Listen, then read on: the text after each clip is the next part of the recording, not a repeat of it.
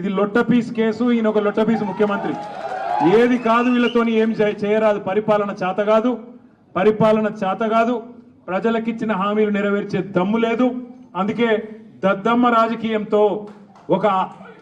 రాజకీయంతో ఇవాళ తప్పించుకునే ప్రయత్నం చేస్తా ఉన్నారు. మొన్ననే మన నాయకుడు పెద్దలు తెలంగాణ సాధించిన నాయకుడు కేసీఆర్ గారిని కమిషన్ ముందుకు పిలిచిండు. అంతకుముందు హరీష్ రావు గారిని కమిషన్ ముందుకు పిలిచిండు. ఆయనకున్నదంతా ఒకటే షోకు. నేను నెల రోజులు జైలున్నా లుచ్చా పని చేసి వీళ్ళను కూడా పెట్టాలి కొన్ని రోజులు. అదొక్కటే ఆయన షోకు. ఆయనకున్న పైశాచికానందం అదొక్కటే. సాడిస్టులు ఉంటారు చూడు కొంతమంది. నాకు దక్కంది ఎవరికి దక్కద్దు అన్నట్టు, నాకు జరిగింది నీకు కూడా జరగాలన్నట్టు ఆయన ఎట్టి పరిస్థితుల్లో కొన్ని రోజులు జైల్లో పెడదామన్నది ఆయన షోకు. అందుకే నేను అలా అధికారులకు కూడా చెప్పిన, మీకు పైకి వెళ్ళి రావచ్చు ఆదేశాలు. ఇప్పటికే దబ్బన వస్తే పెడితే పెట్టుకోర్ర పోయి ఏముంది, మీరు పంపితే కూడా 15 రోజులు పోయేస్తా, ఏమున్నది, మంచిగా రెస్ట్ తీసుకొని వస్తా అని చెప్పిన. ఇప్పుడు కూడా మళ్ళీ చెప్తున్నా, తప్పు చేయలేదు, తలదించుకునే పని ఎంత మాత్రం చేయలేదు. తెలంగాణ ప్రతిష్టను పెంచే పని చేసినాం. తెలంగాణ ప్రతిష్టను ఆకాశం స్థాయికి తీసుకుపోయే పని చేసినాం తప్ప తప్పు చేయలేదు. అది కాళేశ్వరం ప్రాజెక్టు కావచ్చు, ఫార్ములా ఈ కావచ్చు. ప్రపంచంలోనే అతిపెద్ద లిఫ్ట్ ఇరిగేషన్ ప్రాజెక్టు కాళేశ్వరం. అందులో చేయని తప్పుకు ఇవాళ కేసీఆర్ గారిని, హరీష్ రావు గారిని పిలిచి వాళ్ళని అక్కడ ఇబ్బంది పెట్టే ప్రయత్నం, మన నాయకులు కార్యకర్తల ఆత్మస్థైర్యం దెబ్బతీసే ప్రయత్నం అక్కడ కమిషన్ ముందు. ఇక్కడ ఏసీబీ అని పెట్టి మరి ఇక్కడేదో జరిగిపోయిందని చెప్పి ఏ కరప్షన్ జరగని ఒక కేసులో యాంటీ కరప్షన్ బ్యూరోని ఇన్వాల్వ్ చేసి మా ఆర్ఎస్ ప్రవీణ్ అని చెప్పిండు, నా చరిత్రలో ఇంతకంటే తుపేల్ కేసు నేను ఎప్పుడు చూడలే. 26 ఏళ్ళు ఐపీఎస్ అధికారిగా పనిచేసిన ఇంతకంటే తుపేల్ కేసు నా జీవితంలో చూడలేదని చెప్పి వారు కూడా చెప్పినారు. అంటే ఇట్లాంటి కేసులు పెట్టి ఏదో సాధిస్తాను రేవంత్ రెడ్డి గారు అనుకుంటున్నాడు. నేను రేవంత్ రెడ్డికి చెప్పేది ఒకటే, నా మీద ఇప్పటికే 14 కేసులు పెట్టినావు, ఇంకో 1400 కేసులు పెట్టుకో, అవసరమైతే జైల్లో పెట్టుకో, ఏమన్నా చేసుకో, భయపడేది లేదు. తెలంగాణ కోసం ఆనాడు జైలుకు పోయినాం. ఇవాళ అవసరమైతే తెలంగాణ ప్రతిష్టను పెంచడానికి తీసుకున్న ఒక నిర్ణయం వల్ల మళ్ళీ జైలుకు పోవాల్సి వస్తే కూడా భయపడేటోడు ఎవడు లేడు. నీ ఉడత ఊపులకు ఎట్టి పరిస్థితుల్లో భయపడం. నేను మిమ్మల్ని అందరినీ కోరేది ఒకటే, ఇదేంటంటే ఇక డైలీ సీరియల్ లెక్క అయిపోయింది.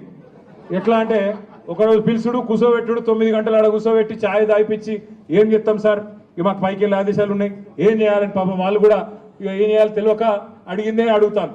అందుకే నేను మీకు కూడా రిక్వెస్ట్ చేసేది ఒకటే, మనం అందరం కూడా కాన్సన్ట్రేషన్ చేయాల్సింది, మనందరం కూడా పార్టీగా ఆలోచన చేయాల్సింది, దృష్టి సారించాల్సింది 2-3 పనుల మీద. ఒకటి, ఖచ్చితంగా మరి మనం రాబోయే స్థానిక సంస్థల ఎన్నికల్లో ఒక్కొక్క ఊర్లో బరి గీసి లైన్ గీసి ఒక్కొక్క కాంగ్రెస్ పార్టీ నాయకుని ఫుట్బాల్ ఆడుడు ఎట్లా కాంగ్రెస్ పార్టీని చిత్తుగా ఓడగొట్టాలి లోకల్ బాడీ ఎలక్షన్ లో, దాని మీద దృష్టి పెడదాం. రెండవది, ఈ నెల 21వ తారీఖున కాళేశ్వరం ప్రాజెక్టు ప్రారంభించి సరిగ్గా 6 సంవత్సరాలు కాబోతా ఉన్నది. 2019 ఆనాడు జూన్ 21 నాడు మాన్యులు పెద్దలు మన తెలంగాణ తొలి ముఖ్యమంత్రి కేసీఆర్ గారు కాళేశ్వరం ప్రాజెక్టును జాతికి అంకితం చేసిన రోజు జూన్ 21. మరి ఆ రోజు కూడా సార్ను అడిగి మనం పార్టీగా ఒక నిర్ణయం తీసుకొని ఏం చేసి మళ్ళీ ఒక్కసారి కాళేశ్వరం గొప్పదనం ప్రజలకు చెప్దాం, ఆలోచన చేయాల్సిన బాధ్యత మన మీద ఉంది. రాష్ట్ర వ్యాప్తంగా కొంత కార్యక్రమం చేయాల్సిన బాధ్యత కూడా మన మీద ఉంది. ఇక మనకు నోటీసులు వచ్చుడు, మనం పోవుడు, ఇవన్నీ కూడా రొటీనే. పాత చింతకాయ పచ్చడి, దీన్ని పట్టించుకోవాల్సిన అవసరం కానీ, దీని గురించి ఆందోళన పడాల్సిన అవసరం కానీ లేదు.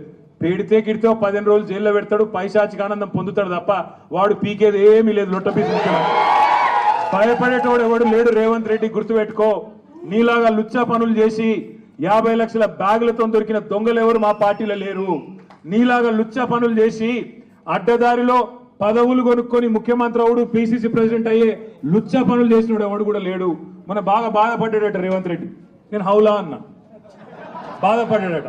నేను అడుగుతున్నా ఒకటి, తెలంగాణ ముఖ్యమంత్రి వయ్యుండి జై తెలంగాణ అనకపోతే నేనేమనాలి? మరి ఏం పేరుతో పిలవాలి? తెలంగాణ ముఖ్యమంత్రి వయ్యుండి తెలంగాణ రాష్ట్రాన్ని ప్రతిరోజు కించపరిస్తే నేనేమని పిలవాలి?